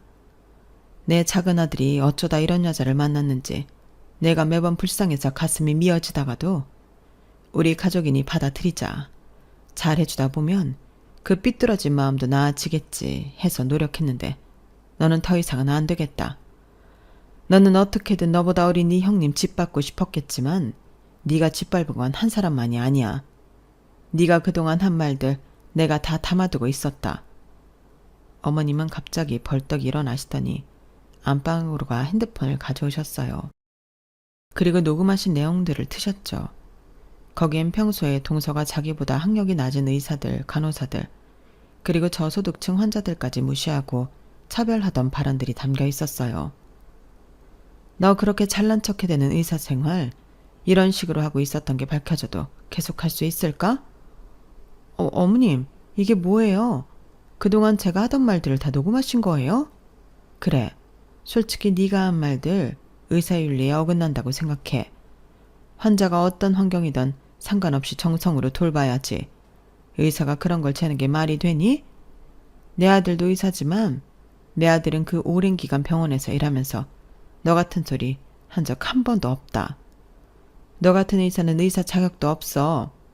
당장 가족의 마음부터도 어떻게든 상처내지 못해서 안달난 네가 무슨 그런 알량한 마음으로 환자를 돌보겠니? 나한테 딸이 있다면 너 같은 의사가 있는 병원에 보내기도 싫다. 그래서요. 그걸 지금 어디 공개라도 하시겠다는 거예요? 어디 그렇게 해보세요. 어차피 의사 면허 중지가 그렇게 쉬운 것도 아니고요. 어머님 그 녹음본 공개하면 저도 어머님 고소할 거예요. 그렇게 끝까지 가실 수 있으면 한번 해보세요. 동서는 욱했는지 결국 건널 수 없는 강을 건너고 말았어요. 어머님께서는 얼굴이 시뻘개지시더니 상을 업곤 동서를 내쫓았어요. 너 같은 인간 말정도 며느리라고 잘 해보자 했던 내가 버부지. 당장 내 집에서 나가. 어머, 웬일이야. 제가 이래서 가방 끈 짧은 사람이랑 수준 안 맞는다고 했던 거예요. 오라 할 땐 언제고 화났다고 이런 식으로 구는 경우가 어딨어요. 세상에 기막혀서. 어머님이 하루 종일 차리셨을 상이 엎어지니 제 마음이 다 안 좋더라고요. 묵묵히 바닥에 엎어진 상을 치우며 어머님의 화가 가라앉을 때까지 자리를 지켰어요. 조금 시간이 지나고 나서야 어머님께 조심스레 말을 걸었죠. 어머님이 올리시겠다고 한 말씀은 아니었는데 동서가 뭔가 단단히 착각을 한 모양이네요. 동서도 참 저런 욱하는 성격 좀 고쳐야 하는데. 그래, 너는 그래도 날 제대로 봐줬구나. 쟤 저렇게 시도 때도 없이 사람한테 폭언하는 거 그거 고쳐보려고 직접 듣게 한 건데 영 다른 쪽으로 오해를 해서는. 근데 말이다. 나 생각이 좀 바뀌었다. 마지막까지 발악하는 거 봤지? 시험이고 뭐고 눈에도 안 보여서는. 내가 작은 애 둘이 이혼하는 한이 있더라도 이건 공개를 해야겠다. 가족이 아니라 공익 차원에서라도. 저런 의사는 경고 조치를 받아야 해. 정말로 올리시게요? 내가 못할 것 같다고 생각하는 게 기가 차서라도 할 건 해야겠다. 뭐? 고소? 그래. 어디 한번 끝까지 가보자 그래. 저도 그동안 당한 게 있어서인지 어머님을 끝까지 뜯어 말리지 못하겠더라고요. 어머님이 중졸이신 건 저도 처음 알았거든요. 그동안 동서가 사람 안 가리고 폭언했던 게 어머님 마음도 얼마나 난도질 해놨을지 생각하니 아찔했어요. 어머님은 결국 며칠 후 병원 게시판에 동서의 녹음 파일을 올렸고 병원은 뒤집어졌어요. 소문이 일파만파 퍼져 동서의 이름이 알려졌고 산모들 커뮤니티에서 유명해지고 말았죠. 이 사실을 알게 된 동서는 발작을 일으키며 고소하겠다고 난동을 부렸어요. 하지만 사범님의 저지로 인해 실질적으로 고소까진 가지 못했어요. 두 분이서 어떻게 합의한 건지 몰라도 몇 개월 못 가서 이혼 소식이 전해졌어요. 그동안 형수님한테 막대한다는 걸 알면서도 끼어들지 못해서 죄송했습니다. 제가 사람을 잘못 봐도 한참 잘못 봤네요. 결국 형수님의 엄마까지 상처 입히고 잘 안 맞는다는 걸 아는 순간부터 고민을 했어야 했는데 하루하루 주어진 일 하느라 바빠 방치해뒀더니 결국 이렇게 굶어서 터져버리네요. 이 일은 제가 알아서 잘 마무리할 테니 걱정하지 마세요. 앞으로는 저희 때문에 피해가는 일은 없을 겁니다. 사과할 사람은 따로 있는데 서방님이 왜 사과를 해요? 이제라도 서방님이 벗어날 수 있게 되어서 오히려 축하드리고 싶은데요. 그래, 너 연애할 시간 없다고 난리칠 때. 에휴. 아니다. 내가 선이라도 봐서 얼른 결혼하라고 한 내가 잘못이다. 너도 너 좋은 사람 만나서 결혼했으면 참 좋았을 텐데 엄마가 마음이 급했어. 야, 다음에 만날 여자는 꼭 성격을 보고 데려와. 직업만 봤다가 이게 뭐냐? 아유, 끔찍해. 이렇게 시댁 식구들의 평화는 다시 돌아왔어요. 동서는 어떻게 살고 있는지는 모르겠지만 업계에도 소문이 자자하게 나고 이혼까지 당했으니 썩 원하던 대로 인정받고 행복한 삶을 살고 있진 못하겠죠. 이제는 말조심 좀 하고 살고 있나 모르겠어요. 아무리 머리 좋고 능력 있는 사람이어도 그 사람의 인성 그리고 말 때문에 망할 수도 있다는 걸 똑똑히 알았네요. 시댁 최고의 빌런이 없어진 요즘 저는 그 누구보다 행복하게 살고 있는데 말이에요. 제 이야기는 여기까지입니다. 들어주셔서 감사드리고요. 여러분들도 행복한 하루하루 보내세요. 여러분, 사연 댓글에 응원과 현명한 조언 부탁드려요. 좋아요와 구독은 저에게 큰 힘이 됩니다. 오늘도 좋은 일 가득하세요.